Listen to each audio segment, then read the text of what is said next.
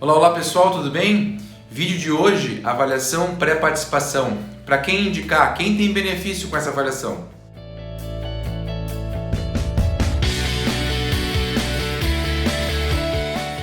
A avaliação pré-participação ou avaliação de saúde para fins de atividade física é uma das consultas mais corriqueiras no consultório do clínico ou do cardiologista. E é muito comum porque muitas empresas, muitas academias pedem para os pacientes passarem por uma avaliação para liberar esse paciente para poder fazer uma atividade física regular.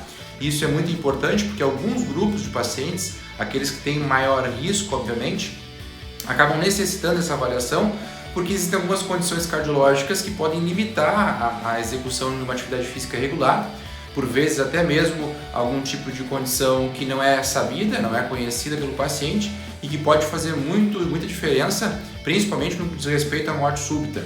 Não só em pacientes mais idade, com mais comorbidades, mas atletas jovens, né? A maior causa de morte súbita em jovens é justamente a miocardiopatia hipertrófica, uma condição cardíaca que na maior parte das vezes não tem sintoma nenhum. O principal e o primeiro sintoma da comorbidade pode ser exatamente a morte súbita. Então é importante, obviamente, fazer essa avaliação.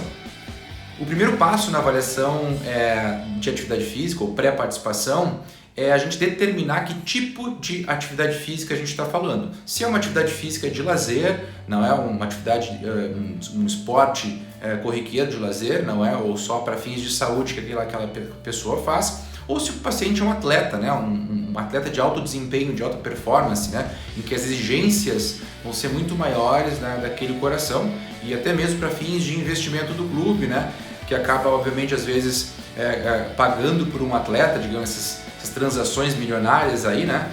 Paga por um atleta, esse atleta, se não for diagnosticado com alguma comorbidade antes da compra, esse atleta pode vir a se tornar aí um mau investimento para aquele clube, né? O segundo passo e o mais importante na avaliação pré-participação é justamente a avaliação, né? A anamnese, o exame físico. É o momento em que o médico vai em busca de algum sinal ou sintoma que possa nos guiar, né? Ou guiar o médico profissional no que diz respeito à investigação adicional. Não é? Sempre que um paciente tem algum sinal ou sintoma de alguma cardiopatia, alguma condição, acaba sendo direcionado, obviamente, a uma investigação específica.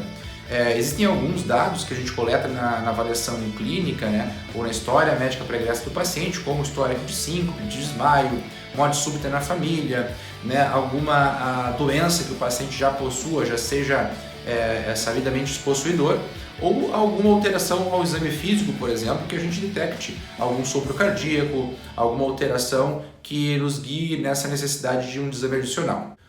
O terceiro passo seriam os exames adicionais, não é? Existem alguns exames que corriqueiramente são solicitados na avaliação pré-participação.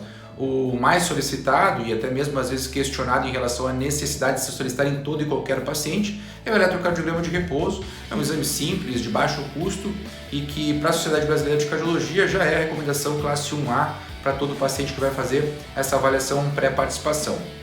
O outro exame que é corriqueiramente solicitado para alguns grupos, obviamente, é o teste ergométrico, o teste de esforço, né?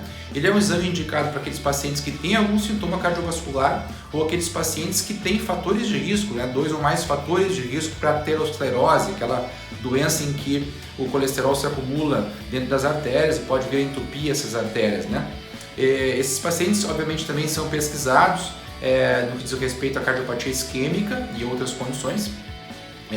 A gente dá prioridade, obviamente, para a investigação com teste ergométrico também para aqueles pacientes com mais idade, né, que vão fazer esse exercício, um esporte regular e que já tem uma certa idade. Algumas diretrizes defendem que se faça esse exame em pacientes acima de 35 anos e outras diretrizes que recomendam que se comece essa investigação um pouco mais adiante, talvez acima dos 40 anos, em mulheres até um pouco mais, acima de 55 anos, enfim.